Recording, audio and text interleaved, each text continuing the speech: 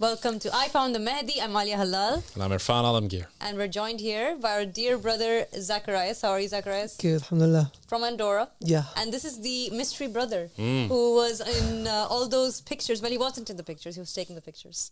And he wasn't in the picture itself, right? We didn't know who it was. Yes. We just knew his name. But we didn't know that one day he would actually join our community. And you really loved those Andorra pictures, Doctor. Yeah, well, there was some weeks when we were doing Rise Up when Andorra was front page news. It was like we were being peppered by images and flags and things. I thought there was a community living in Andorra. Yes. I was like, how many people do we have there? And she was like, Ali was like, I think it's just one person. I was like, no way. Yeah.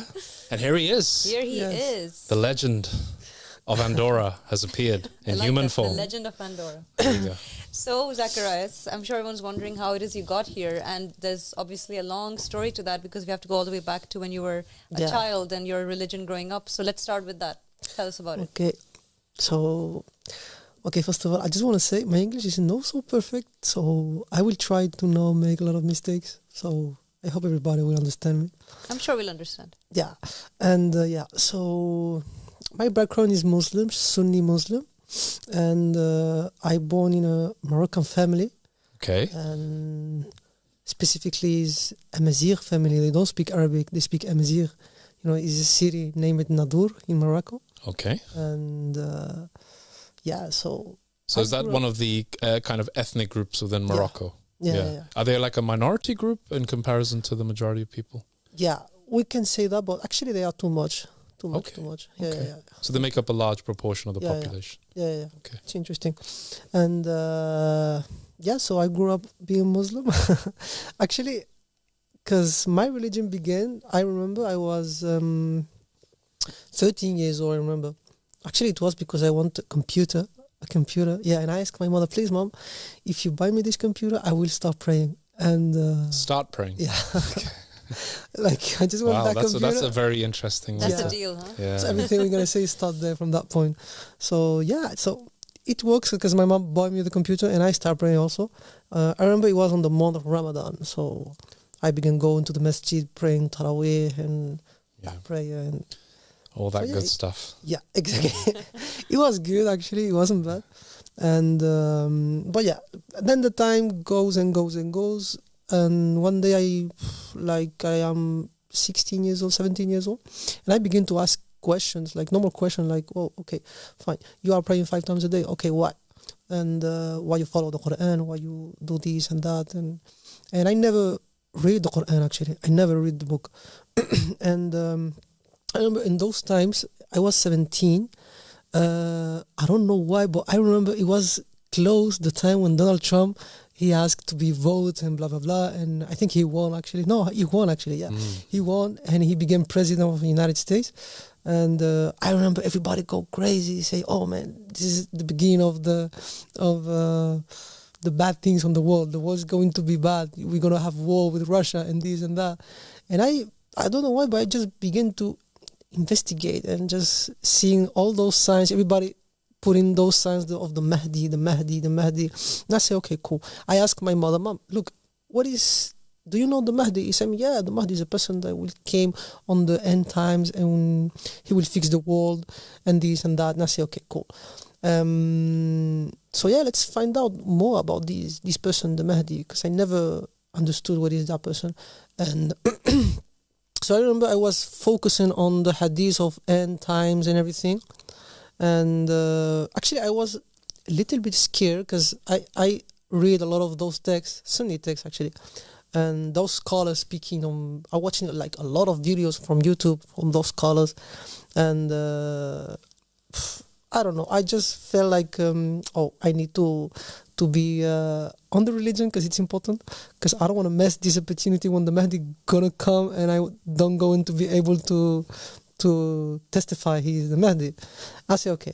So after that, the time goes and I just forget everything. Like I remember I began the university and I was 18.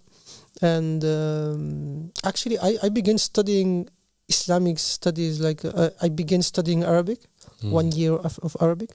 And my intention was continuing Arabic after the Quran and after the Sharia, laws of Islam and all of these things. And but nothing happened like I was expected, because I just made only 1 year. I only study 1 year of Arabic and I stop.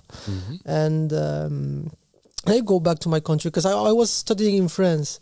It's like maybe bizarre, we say the word, I don't know, like it's not normal, because if you want to study the Islam, you go to an Arabic country. No, you're not going to stay in Europe or in any country on. So you were learning Arabic, you said, in France? In France, yeah. Yeah, that is a bit strange. That is unusual. Yeah, it's so strange. Why?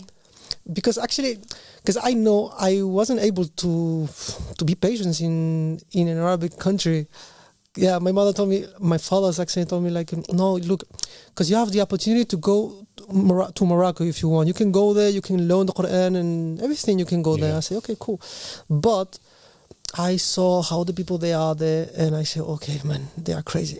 Because I am not like them. Like, we can say, because I am living in Andorra, I have to put this on the point, because Andorra is actually, it's a country, but violence there, we can say that not even exists there, because it's a really, really quiet country, really, really with a lot of security.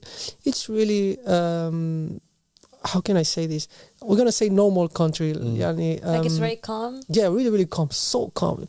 There, you don't have nothing. You don't have to be scared or something. You have a lot of violence and all these things. No, it's a quiet country. So yeah. So when you go out from that country, like for example, all of those people they are studying, like they go from in Spain to begin the university or France, they always begin to be shocked because they see how the people there are comparing to Andorra, and they say, okay, wow, man, this is so different. Andorra's like the Truman Show in comparison. Exactly, yeah. Yeah, you just feel like you're being watched and everything is the same every day. And Yeah, okay, we can say that. I'm gonna I'll take We're not moving there. Take that off my bucket list. Yeah, I always want. Well, look, it's a beautiful country. It looked beautiful in the pictures. Remember how many times we were saying, "I wish we could go there and see what it's like." But now it just sounds like a artificial kind of state, right? No, but it's beautiful. Actually, I miss only the mountains, only that. Okay. Yeah, the mountains were beautiful in those pictures. Beautiful. Wow. Yeah, they are the best. Yeah. And yes, so I go France, and specifically is a city called Château-Chinon. It's down Paris, like about 3 hours. Is your French good? Yeah, we can say that, but not too good. But I don't know. You're fluent in French. I speak French, we can say. Yeah, because Andorra's a sandwich right between France and Spain, isn't it? Yeah, it's on the center between. So they speak both languages, pretty much most people. No, but because I study on a French school since I'm a kid. Yeah, got it. But I have my parents had the choice to if I want to go on a Spanish or English or French school. But the French school was cheap. No, not cheap. It was free actually. That's why. So what did you experience in France? What was it like then, learning about the Islamic religion there? Yeah, at the beginning for me, French, it was so shocking. Yeah, because I saw the people, how they are there.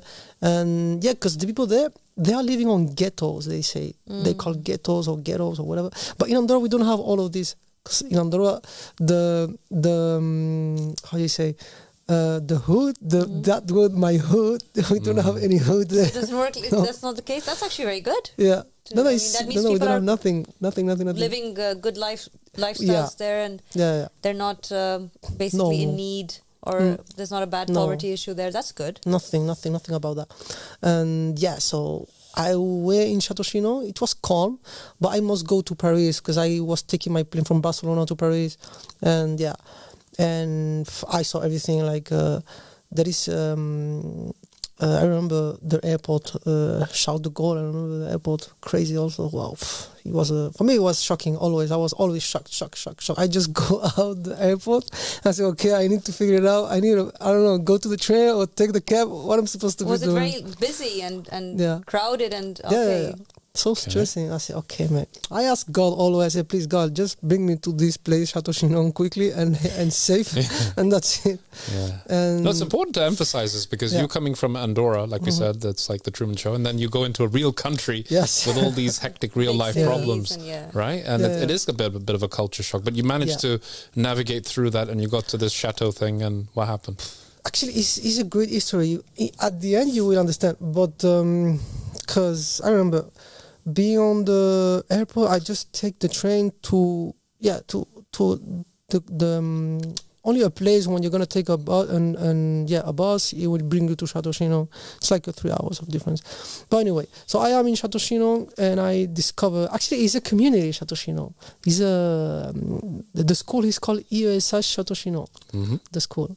So, yes. And what is the school basically teaching? Is it Islamic studies or is it just Arabic? Okay. Yeah, Arabic, Quran, and Islam. Yeah. Right. And I just made 1 year. Who is teaching it? It's probably some kind of, like you said, it's a community, but a community of who exactly? Actually, they are teachers. Actually, my teacher, Arabic teacher, he was a person who studied Arabic in Morocco. He has, he has his degree in Morocco. He's a good teacher, actually. Cool. Very, very good teacher. And the teacher of Quran, actually the same thing. They are learn the Quran from Morocco, some of them, and also I guess from, I don't remember, but we're gonna say like those Arab countries only. And somewhere in the Middle East, basically. Yeah, right. yeah, 100%. And Sharia, the same thing. Like I remember, it was a doctor. I forgot his name, but it's okay. But he was a person he learned in the University of Medina, Jamia al-Islamiyya, in Medina Nabawiyya, he called that the university. Actually, I wanted also to go there and study, I remember. To Saudi Arabia? Yeah, in Medina. Alhamdulillah. And not happened. And yes, and after that, it's so a huge story. So yeah, I began studying Arabic, and I remember, I don't know how I did, but we're gonna say like I learned fast, but I forget right now because it wasn't my point to.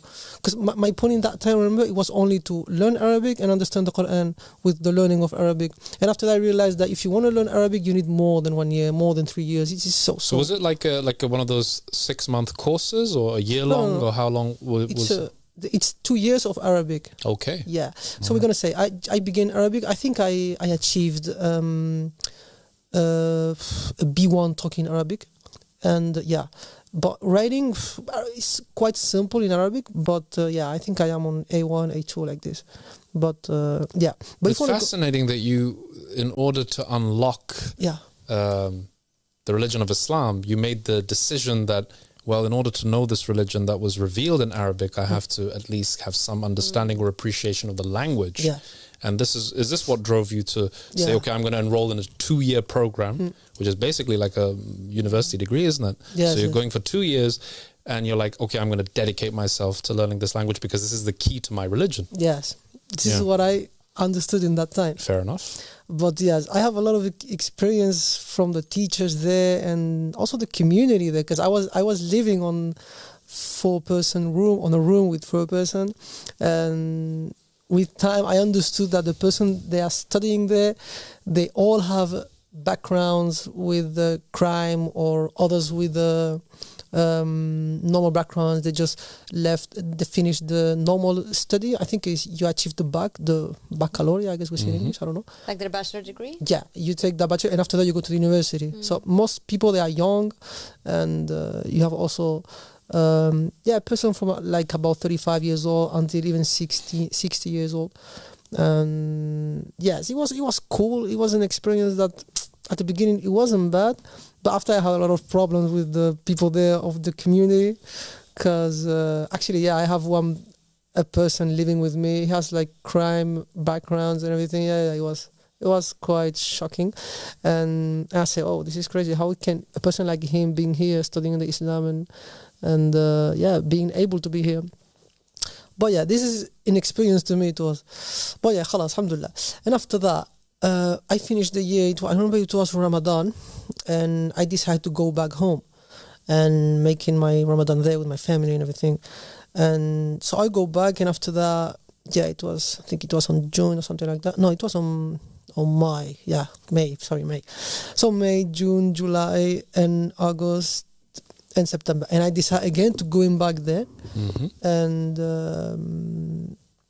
I decided to change, because the teachers there, they told me, you have a good Arabic, so you can go to make Quran if you want. I said, okay, cool. So I just go and trying to learn Quran, and I remember the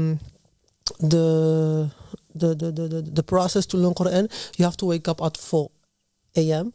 and after that, you go to the masjid and you follow your instruction how to learn, because they don't teach you how to learn. You have to figure it out by yourself. I say, okay. So okay, cool. So I take the book and I just trying to memorize. And I see everybody they are around me. Everybody they are memorizing Quran. Everybody they are reading in, and just by myself, I just tried to memorize. But actually, I don't know why, but I wasn't able to do it. It was strange to me. I say, okay. So I try and I try and I try. It was like impossible for me. I say, I don't know. I just look around me. Everybody are studying, memorizing, focusing. And me, I wasn't there. I say, yo, what is happening to me? I just not able to memorize the Quran. I say, okay. So just take a rest. And tomorrow you're going to be another day. You will try again and it will be fine. And I did the same the next day. And same thing happened. I said, okay, wow, this is maybe, I don't know, I thought that maybe I'm cursed or something. I say, maybe I did something bad or something, I don't know. I said, okay. And I stopped and I talked with some brothers there and I explained my situation. They told me, look, this is normal, but you have to be sincere, like you have to be... correct, maybe you have something on your heart and you are not you don't have a good intention or something. I say, okay, yeah, maybe, I don't know. Actually, my point is just coming here, studying, make all the process until the end. And yes, this is what I wanted. No, because I wanted to be an imam. Actually, I remember, I wanted to be an imam of masjid and everything. And yes, so and all of this, just so I can take it back to the beginning, what you had mentioned, was because you didn't want to be sort of left behind when the Mahdi did appear. You wanted to kind of be in that realm or understand how to join him when he comes, or recognize him and support him. So this is all of what you're doing. That was actually your intention, which I would argue is a very beautiful intention, actually. Yeah, at the beginning it was this my intention, but after that I forget about all of this because you know, you live your life, you have another intention and project and everything, so you begin to start and just forgetting about the important thing, the main important thing. And so I remember I was there trying to memorize the Quran in the Thursday, and same thing happened. I said, okay, fine, just go make your istikhara. I said, okay, cool. I make an istikhara. Remember, the brother told me, make istikhara and you see. I say, okay, I will do it. So I make istikhara and I ask God, please God, if you want me to stay here. I don't remember exactly the dua that I say, but it was something like this. I say, God, if you want me to memorize the Quran, just make it happen. If you don't, just make me back home, and that's it. And if I see my way going home easy, it's meaning that I need to go home. And if I see it's easy learning Quran, it's meaning that I have to stay here in the Quran. So I was doing like this. The Quran was impossible, actually. It was like I really thought that I was cursed or something. Why? What was the result of your istikhara? It was so easy to go back home. Yeah, there you go. So easy, like wow. I'm curious about something, which maybe you can enlighten me with. What is the purpose behind memorizing the Quran on a spiritual level, or what is the argument given or provided for why it's necessary to memorize? You know, like it's because it's considered a great accomplishment. It is, right? And it's celebrated, and even if you understand it or not, it's not really the issue. It's more. I mean, back home for us, it was like if you finish the Quran, let's party, right? Exactly. But if you memorize the Quran, then like it's the millennium. It is right, to the extent that in some countries they're actually quite. I don't know what the right word would be for this, but they really put children through quite a lot of ordeals to force them to memorize the Quran, which is really unfortunate. It does happen in the Middle East. It happens in countries like Pakistan, where kids are put under that kind of torment, really, where they're forced to learn this book that they don't understand, and they don't know what they're even saying. That's the irony, isn't it? Because the people, the where the Quran is really memorized the most is in the non-Arab speaking world. Right? So most of the people who have memorized the Quran, they're in the Far East, the Southeast Asia, and the people who don't really know the language. So at least the foresight was there that the Arabic language is important in order to understand the Quran for yourself. But this is a real problem, I think, and it's important that you highlighted it. And I think that you not memorizing the Quran hasn't taken away from your spirituality, because you ended up somewhere where we're going to get to that. But you tell us, why was it important, according to you, in your culture, why was it necessary to memorize it?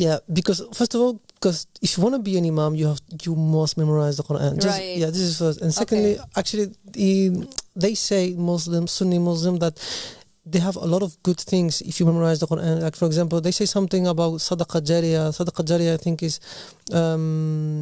something that even if you die, will continue. Constant rewards that you get after death. Right, okay. So the Quran is Sadaqah Jariyah for your parents and everything. I say, okay, fine. I mean, it's a beautiful book in recitation, and we do believe that it's necessary to read it, right? And we believe in it, and we believe there's truth in it, and that when you recite it or you listen to it, the angels actually come and surround you. And this is something that we've heard about. Yeah. But again, actually having to force yourself to memorize it, I don't understand the purpose behind it. Yeah. But and actually even the parents, because my parents also, they always told me, if you want to learn the Quran, you have to memorize it and this and that. But even my parents, they don't know why they are telling me this. I was going to ask, have they memorized it? No. Okay. So So I guess you can continue. Exactly. So everything stopped, and I remember I was 19 years old, so I decided to go back work, find a work, and just walking, and fine. So this is what I did. A lot of months passed, and same thing again, like we see the world going crazy, you see a lot of those histories about wars and everything. I always been following the news, and not the news from the TV or social media, but we're gonna say like deeply, just trying to understand what the system doesn't want you to know. Like, we all know all these things, like the Arrival series, like all of Sadiq saying the Arrival series, like all of that things I was seeing on internet, YouTube, and everything, without knowing that everything that I saw actually comes from the Arrival series. So this is surprising when I knew that. It was crazy. And yes, so 2019, it was on May, something like that. I remember I was scared again. I said, okay, man, the Mahdi will come. You have to be ready. I said, okay. What triggered that thought process again? I don't know, just because I see all of those small signs of end times being accomplished, all of them. Donald Trump becoming president. That is a big one, actually. It's exactly. So what can you tell us a few of those signs that you saw? I remember, like, actually, Abba Sadiq tells all of that signs in the video, but one, like, began to shock me. It was like, you will see how all the Arabs will fight each other, like who has his big buildings and everything. This is one of them. The other one is also how the time will pass so fast. But they are all small. And what else? There are a lot, actually. A lot. Actually, I forgot right now, because right now I'm feeling like... there are many. Many. Children treating the elderly in a very bad way. This is something that's rampant in society. Generally, there's a lot of poverty around us, a lot of homelessness, a lot of oppression in general, bloodshed. These are all some of the minor signs, right? Exactly. And there is something that shocked me a lot, and I know that not many people knows, but if you see the Kaaba on Mecca, you see the Kaaba on up, you will see that the form of Mecca and the Kaaba, it has a sign of a pyramid, and on the center the Kaaba is like an eye or something like this. And when I saw this, I said, wow, this is crazy. I said, wow, we lost the Mecca. I remember I was seeing a video that all Muslims lost Mecca and they don't even know. And and you see on the middle that tower of the clock tower. It has like the corns of the devil, and everybody saw this, and it's like a little bit crazy. I don't know if all of people knows, but if you see that corn of the devil, you see on down, the name of Allah, you see Allah, but up of Allah you see the corn of the devil in the horns. And all of those signs, it just make me think. I remember those times, say, oh man, we really lost the Mecca, and we don't know. So actually, that's so interesting. So you figured that out before you even became a believer in this call, because we also say that that's not the real Kaaba. No, it's not the real Kaaba at all. And actually, in that time, I remember I was scared a lot. I said, oh, the Mahdi will came, or maybe it's here, you don't know. I don't know. So I made something really crazy, like the history of the Prophet Muhammad. Actually, the Sunni knows that the Prophet Muhammad, when he received the revelation, he climbed a mountain until he arrives up really up mountain, like it's really strong to climb that mountain. And after that, he received his revelation from Jibril in that mountain. And so I did the same thing. Actually, I just go climb a mountain in Andorra, and when I climbed that mountain, I just connected with God and I asked him, please God, when the Mahdi appears, please make me one of his followers. Only I ask only that. And but I really ask him, like really sincere, like, please God, because I am not so intelligent, so please help me to know when the Mahdi came, please make me one of his followers. And that's quite a prayer. Yeah, it was crazy, because after I need to go down from the mountain, I realized, I said, oh man, I jumped, I just climbed a lot. I said, oh, it was so dangerous. How did you get down? Yes, like just step by step, but it was so dangerous. Yeah. And and after that year, it was 2019. Yeah, because today we are 2026. Well, no, 25, sorry. But yeah, a lot of time passed, and yeah, and my brother one time, yeah, because I have to say something. Since like 5 years, I stopped watching all of those callers, because I didn't like them, because they always say the same, and always saying this is haram, and I don't know, I just stopped liking them, because I see like a lot of hadiths and things that for me beginning to sound like awkward and weird. I don't know, and a lot of fake hadiths, a lot of scholars say no, I am the truth. The other one say no, I have the absolutely truth, and this is just talking to and appointing him like no, it's false and I am the right and blah blah blah.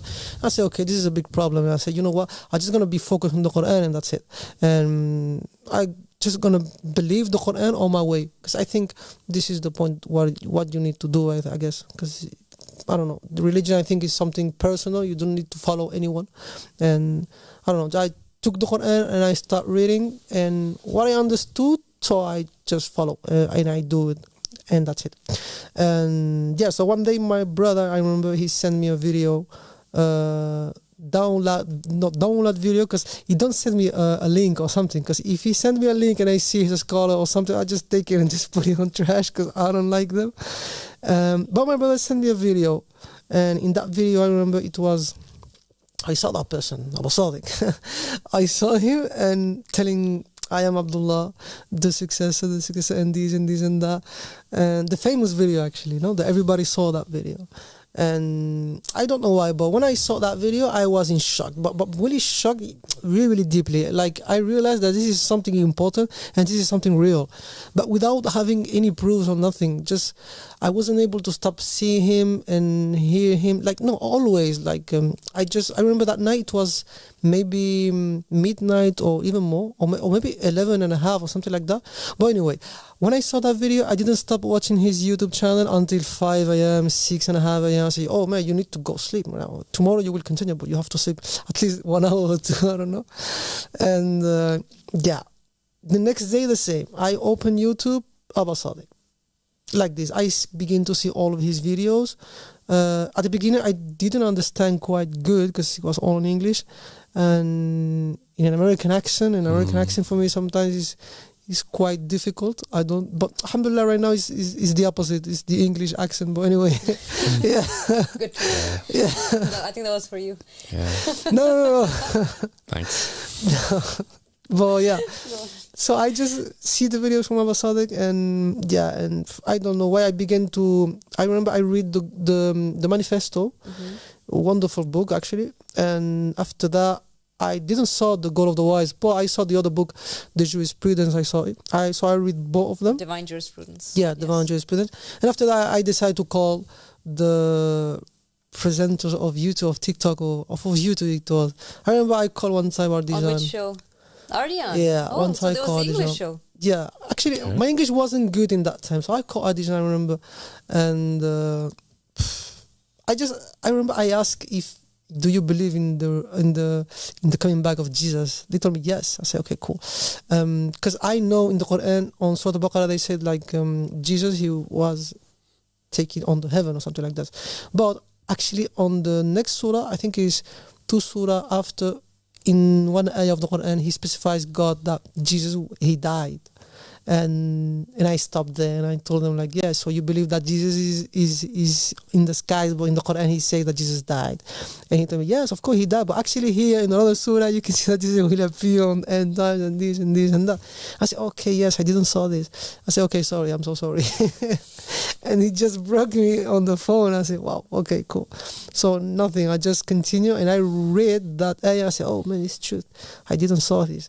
I said, okay, fine. So I just continue reading because I didn't finish the book, the jurisprudence, I remember. So when I finished, I said, oh, I feel scared, but right now, really, it was something else because I know that this is something, but I don't have any proofs. Like I have proofs, a lot of proofs, sufficient proof, and I said, okay, ask God, because I was like, ask God about me. So this is what I did, because you have to know, like all night I began to read the Quran all night. I just took the book and I read like a chapter, like 2 or 3 pages or something, and that's it. But I remember in those times I wasn't able to read the Quran. Actually, I was because I discovered God of the Wise and I began to read God of the Wise. And when I began reading that book, I said, wow, what an amazing book. So always at night, I follow my sunnah, read the Quran and go into sleep. But right now, I was doing 2 things, like read the Quran and after that, gonna read God of the Wise and then I go into sleep. Yeah. Which language were you reading the God of the Wise in? I was reading, in Spanish. Yeah, Spanish. And so I take the Quran and I say, come on, finish quickly because I want to read God of the Wise. I say, oh man, you are not sincere. Yo, wallah, you're cursed or something. Why you want us to read the Quran? You're hard on yourself, aren't you? I don't know. Yeah. I say, how you can't prefer God of the Wise from the Quran? I say, man, you really have something. I say, anyway, so I read the Quran fast and I just take God of the Wise and be focused. And yes, God of the Wise I read until I fell asleep. I said, wow, what a book. So I continue like this until one day I decide to make my istikhara and I ask God, please God, just help me, I want to know. Because I see all of those testimonies that say, yeah, I have a dream from Abba Sadiq and this and that. And I was hoping to have also a dream from Abba Sadiq. This is actually, but I don't know why, but it's okay. So I just ask God, but God never sent me any dream or nothing. And so I just continue waiting and asking God.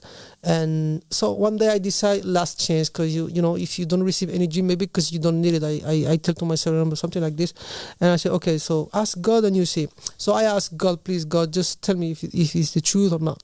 And I remember I took the Quran, like same thing at night, take my Quran and go back to sleep after. Read the Quran and then I go to sleep. So I take the Quran and I don't know why, but the Quran fell on the ground because I just took them bad or something. And I lost the page when I was continuing reading. And so when I take the Quran, I say, oh man, so what is the page that I read yesterday? I didn't find it, sorry. And so anyway, so I take any pages, any surah, anything, I say read quickly and go to sleep because it's too late. And so I take the book and I just any surah I took. So any page, I remember I took a page, a surah. It was the beginning of a surah, and in that surah it was speaking about those stories from all the prophets. Actually, like it was I don't remember the name of the prophet, but it was a person who he talked to his people, he gave them signs and proofs and everything, and the people they were testimony about all of these proofs and miracles and everything. But after that they just apostate and just disbelieved, and how you say, the punishment of God sent down to them. Yeah. And when I read this, I said, wow, this is like God is talking to you right now. You don't have any excuse right now. When I read this, I said, yo, this is for you. This is not, you want a dream, you have more better than a dream. You have it on your own book. Wow. And I said, okay. That is a really touching account, honestly. Powerful. Yeah. And I said, okay, so you know what, go back and sleep. And the entire night I was thinking, I said, you have a sign right now, you cannot deny it, so it's up to you if you want to continue and finish on Hellfire, or it's up to you. Wow. And I remember the next day I just contacted Kevin. I remember it was from Spanish side. I said, look, I just want to pledge allegiance because this is the truth, and for me it's 100% truth. He told me, are you sure? I said, yeah, just let's do it, and that's it. I really want to talk about this this sign that you got from the Quran, because I think that this moment that you mentioned there is a very pivotal moment in your journey. Yeah. And it's something that a lot of believers have encountered, that moment where it's where they open the Quran and you know for a fact that the words that you're reading are actually really directed to you. And you know someone is speaking to you in that moment. Yes. And there's no denying it because it's so vivid. Those words are just leaping off the page, right? Yeah, and the even more interesting part is that God chooses the method of his communication. We can say, God, I want a dream. It has to be a dream. It can be nothing but a dream. Exactly. But God knows what's better for you. What's best for you. Exactly. And in that moment, you knew he chose to speak to you through his book. That book that you had left your home to understand and read. Oh my God. Now, see how the connection happens? Now, God knew that for this young man, this is the way I will speak to him because this is what began his journey. And he wanted to find me in the Quran, so I will speak to him. That is absolutely beautiful. That's so true. No, that is so God is great. And so many believers have actually done what you have talked about, and you were so sincere. And the moment where you were mentioning that you went up that mountain to pray, in memory of how Prophet Muhammad ﷺ would do in the cave of Hira. So you went up a mountain and you prayed to God saying, if the Mahdi is coming, please help me. Make sure I know, because I won't know if you don't Apparently tell me. Risking your life. Think about it, right? That's quite... And he struggled getting back down again, which he has mentioned. And then God actually speaks to you through the Quran.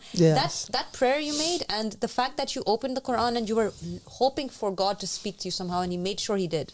You were receptive to it. You were receiving that answer from him. Yes. And I think that's a huge sign and really an inspiration to anyone who's wondering, how do I get the answer?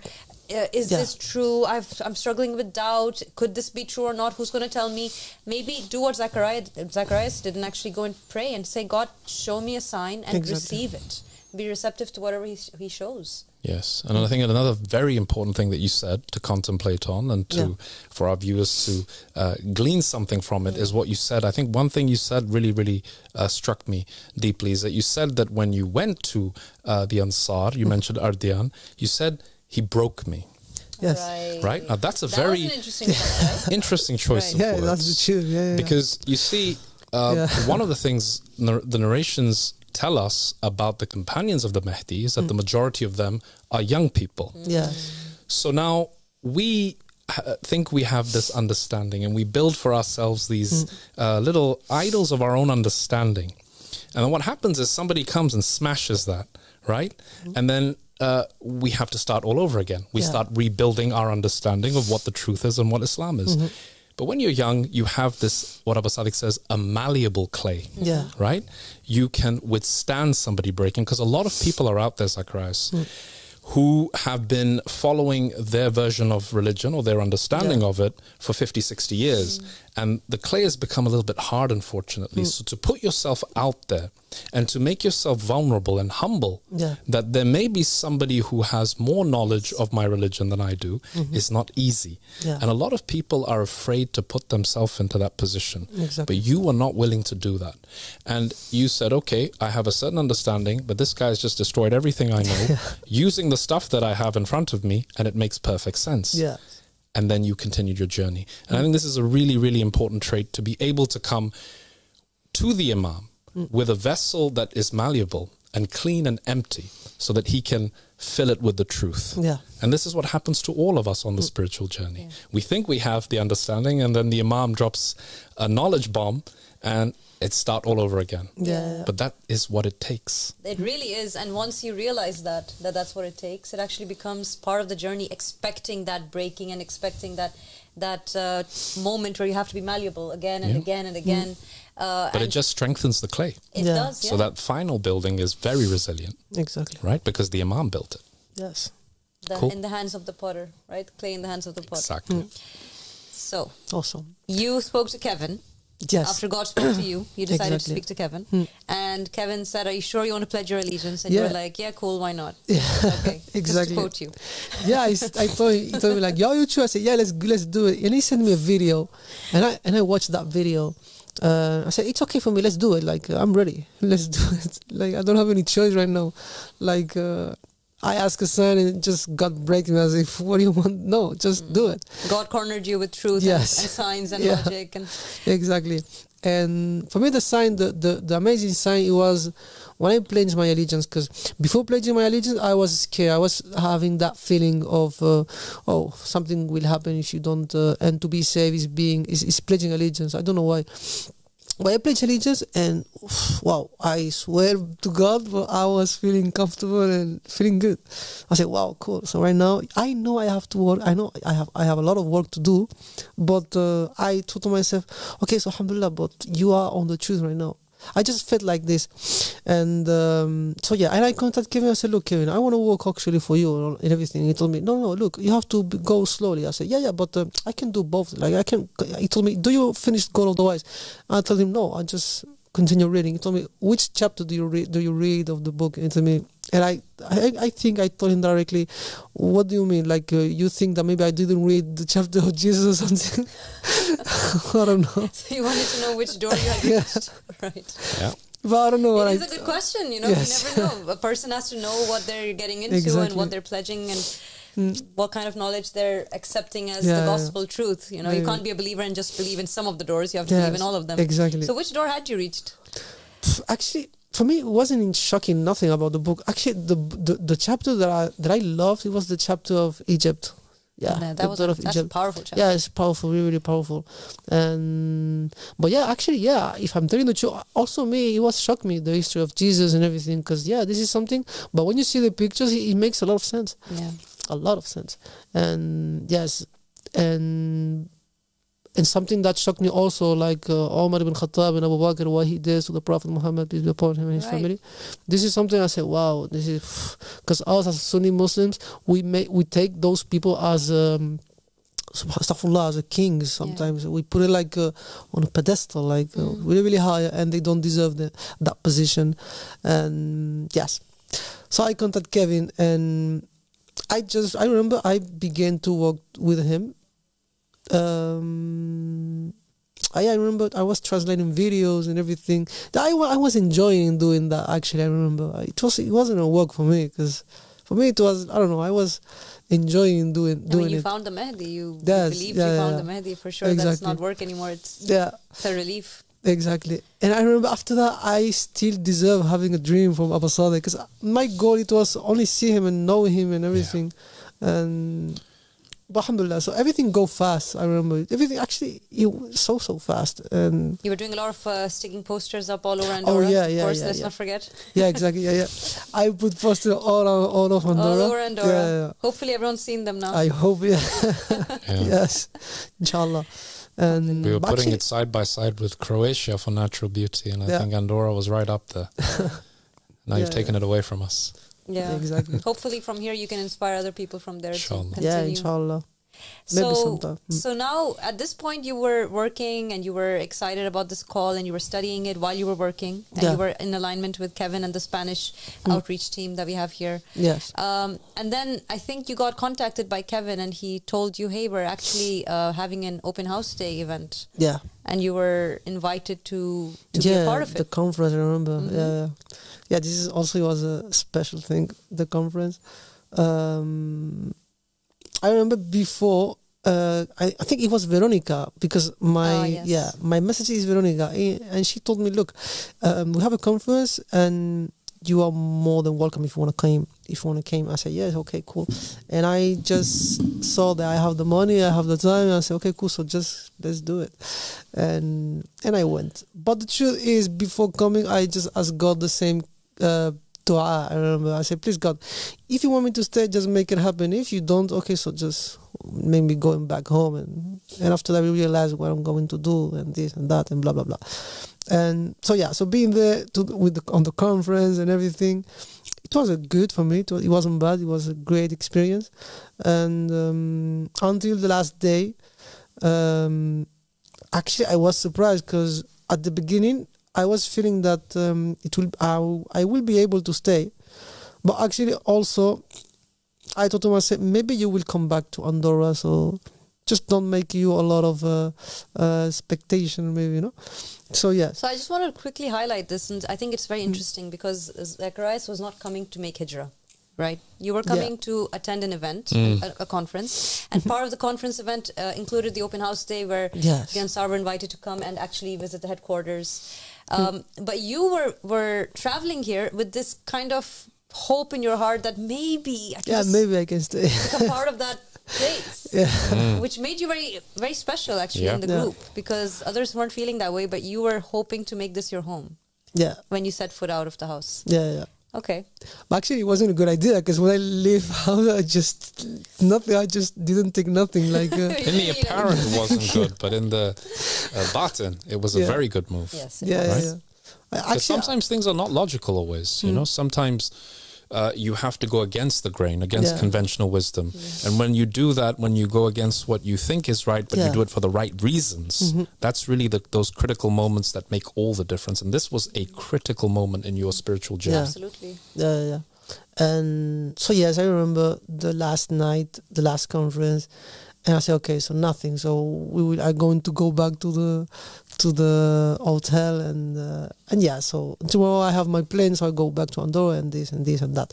And so I remember Alia, she came and she told me like she has 3 messages for 3 brothers here. I remember it was 2 letters for 2 brothers, and the last message for me that Abba Sadiq told me like yes, he accepts you can stay here and you are more than welcome to stay. And it was shocking actually. You didn't expect that, huh? No, actually. So yes, but no also. It was, I don't know, it was so shocking. And wow, I remember my entire body began to making like I don't know how you say it in English, but you know when you start moving like this. Shaking? Yeah, shaking because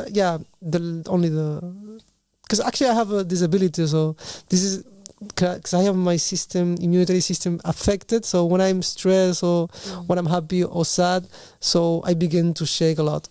I was shaking a lot that day. I remember I was shaking a lot. I wasn't able to walk. I remember it was Kevin holding me. You can do that to a lot of people.